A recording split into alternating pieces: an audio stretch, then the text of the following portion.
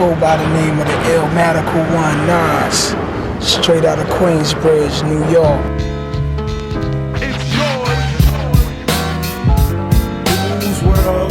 Nas is one of the greatest rappers of all time, if not the greatest rapper of all time. And there's no better example of what made Nas great than his debut album, Illmatic.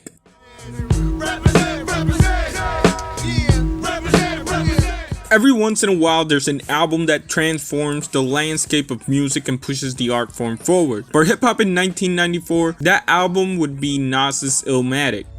I woke up early on my born day, I'm 20 as a blessing. It's almost impossible to put into words how important this album has been to hip-hop and the evolution of the genre, but if we want to understand what made it so important, we gotta go back to the very beginning. Here's Wonder Mike, Hank, and Master G, the Sugar Hill Gang. This is the Sugar Hill Gang's Rapper's Delight. Released in 1979, it is generally considered to be the first hip-hop song to be officially recorded and released. The song capitalized on the underground scene going on in New York and is responsible for shining bright lights on the hip-hop scene. In the following years after the song was released, hip-hop groups like Grandmaster Flash and the Furious 5 would stamp their names in hip-hop culture across America, adding more artistry to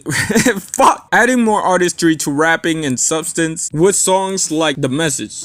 Push me, cause I'm close to the edge. Grandmaster Flash and the Furious 5 aimed to expand the lyrics of hip-hop beyond the usual party songs. Broken glass everywhere, people pissing on the stage, you know they just don't care. And it's fair to say that the song succeeded at becoming that. My son said, Daddy, I don't wanna go to school cause the teacher's a jerk, he must think I'm a fool. The track focused heavily on what inner city poverty really meant. And as the decade moved forward and hip-hop moved into a new age, more rap songs focused on more than just party.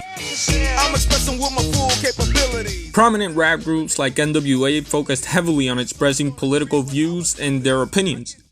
You are now about to witness the strength of street knowledge. Despite the pushback they were getting from the general public, NWA stayed true to themselves. Their message that cops abused them when they were growing up hit home with a lot of people. 5 white guys walking together are friends. 5 black guys walking together is a gang. In the police eyes.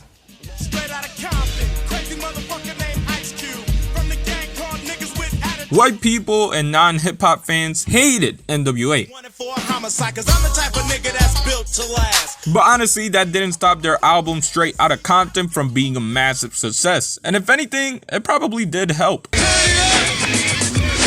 By the same token, also happening in hip-hop was the rise of Public Enemy. It's a new thing, check out this. I should mention though that Public Enemy was way more politically charged than NWA ever was.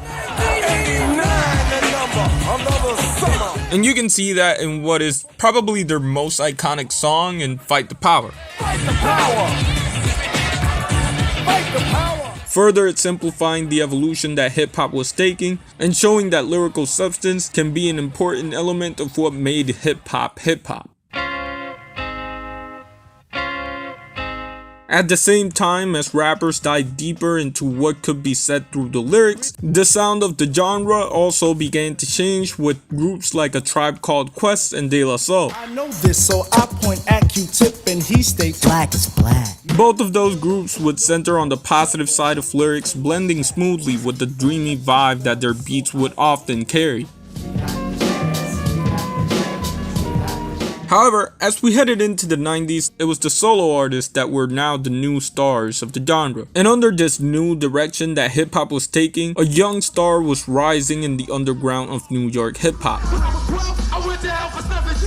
And he went by the name of Nasty Nas. Although the public hadn't heard much of him, the hype was insane. There were 5 producers instead of 1.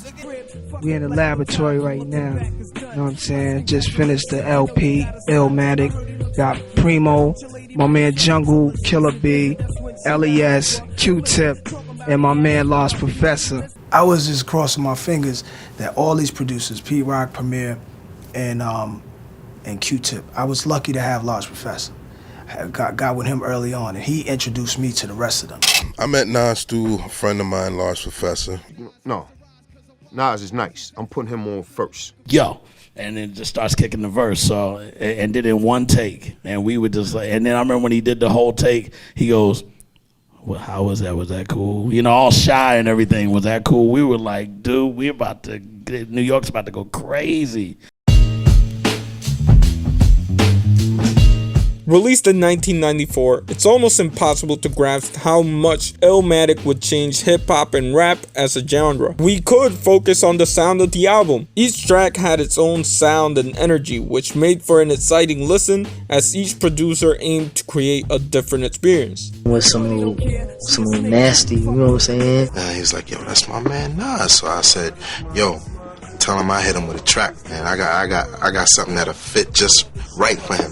You know what I'm saying? And then I came up with the track, and we did it, and we put it on the album. Of course though, the sounds of the album were essentially just the impressive background to the painting that was Illmatic, as the main focus of the album was Nas's words. When I take out my fronts, then I start the front. Matter of fact, I'll be on a manhunt. Every track had cool and slick bars that aimed to tell a story or just showcase Nas's supreme lyricism, or maybe even both. An example of how Nas made you feel emotion through his lyrics was the 7th track, One Love. What up, kid? I know this is rough doing your bit. Produced by Q-Tip, the song was written as a series of letters directed to friends of Nas that were now in prison. Dear born, you'll be out soon, stay strong. Out in New York, the same thing is going on. It's done in a way where you learn through the letters about the people that these are directed at. Although not explicitly said, you can also feel how close Nas is to them. My dog when push came to shove.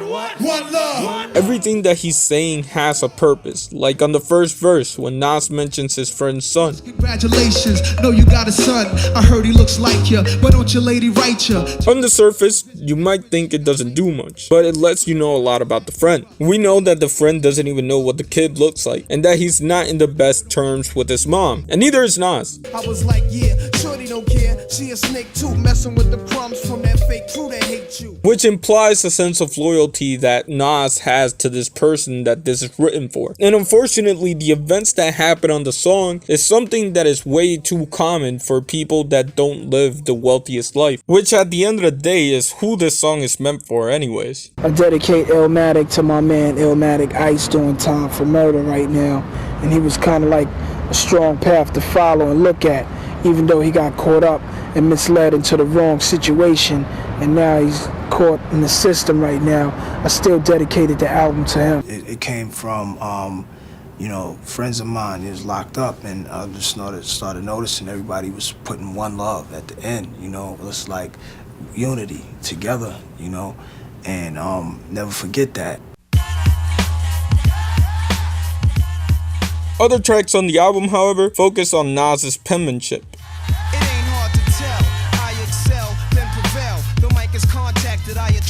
It Ain't Hard to Tell is a great example. Sampling Michael Jackson's Human Nature, Nas flows effortlessly from one bar to the next, exhibiting a great understanding of multisyllabic rhyme schemes, punchlines, and wordplay. This rhythmatic explosion is what your frame of mind has chosen as a crazy bar. And I think a big reason for why Nas's lyricism works the way that it does is that Nas understands that hip-hop is an extension of poetry.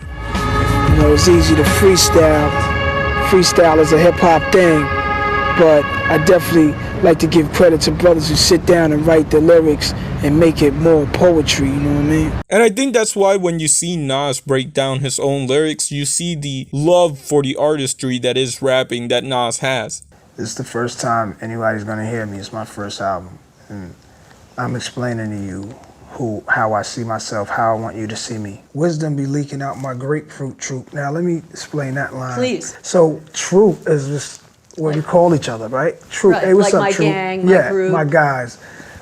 Grapefruit is this thing, your noodle, your noggin, your whatever. As I'm doing this word, I'm trying to sound cool, and with just other words for my And that's one of the ways your pen is extreme. And I want to make it clear, because lyrical rap nowadays is just people spitting bars for the sake of spitting bars. But when Nas said something, it really did mean something. Yeah. And the best example of this is New York State of Mind. Then once they caught us off guard, the Mac 10 was in the grass and I ran like a cheetah with thoughts of an assassin. The track is special in that Nas is able to both showcase his lyrical complexity and his ability to tell a story. The track is essentially him describing what it's like to live in New York, or in other words, what it really means to have a New York state of mind. In the latter half of the first verse, for example, Nas tells the story of a shooting, but he uses the shooting to make commentary on how he feels about the violence around him. It's like the game ain't the same. Got younger niggas pulling the triggers, bringing fame to their name. But the track really shines when breaking down the lines of Nas's imagery. As through a variety of metaphors and similes, Nas shows the true art of lyricism and words in hip-hop. Give me a Smith & Wesson, I have niggas undressing. Even when Nas is flexing on the track about being a good rapper, he makes it clear that the reason why he's a good rapper is because he grew up where he had to grow up. Like, he needed to rap to escape that reality. Anytime you got people coming from these neighborhoods, it has no choice but to produce a product like that.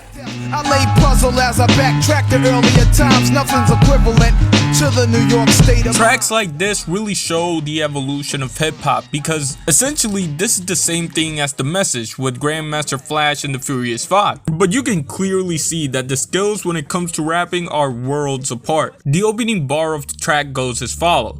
Rappers are monkey flipping with the funky rhythm I be kicking. And honestly, I think that's just the perfect way to describe Nas and what made him iconic and how he changed the rap game. Everybody's rapping style is somewhat influenced by Nas's Illmatic, whether directly or indirectly. And it's almost impossible to cover everything that made Nas great. But I want to cover one more track that I think helps explain why Illmatic is considered to be one of the greatest hip-hop albums of all time. Produced by Pete Rock, the fourth track on Illmatic is what I believe to be the most emblematic of what makes the record stand out. And it really begins with the production. The instrumentation of the track samples I Love Music by the Ahmad Jamal Trio. The song that it samples is great. It's 7 minutes of a smooth piano playing, and it just flows smoothly for the entirety of the song. But it's at the 5-minute mark that the piano riff for The World Is Yours is found. And honestly, that riff right there was perfect for Nas. It has a life of itself, you know, without even one word on it. When I heard it, it had a life to itself. It was like, I needed music that really was alive. Although Nas' storytelling isn't focused on in the song, his imagery shines the brightest that it did the whole album. I'm out for dead presidents to represent me. Most people recognize the iconic "I'm out for dead presidents to represent me" at the end of the first verse, but even beyond that, the song has a lot of gold to dig through.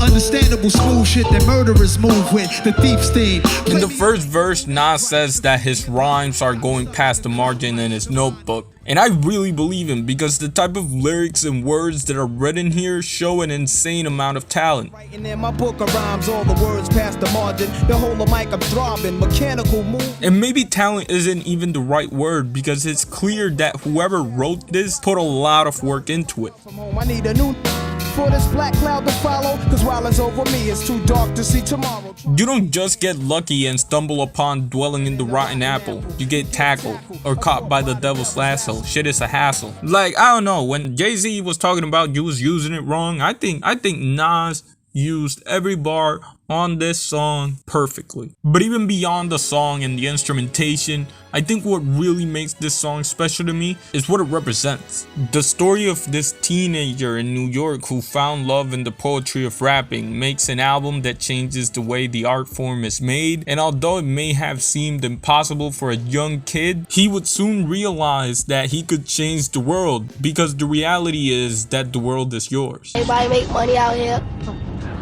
Try to get some money, everybody get arrested, shot at, beat up. I'm just doing my own thing. This is the music of life, and I die for this. So to everybody out there that listen to rap, keep it up. Stay strong. Don't let nobody misguide you. One love. Honestly, it's been a while since a video has taken this much energy out of me, but I rock with it. Shout out to me on this one. Shout out to y'all as well, of course, but yeah.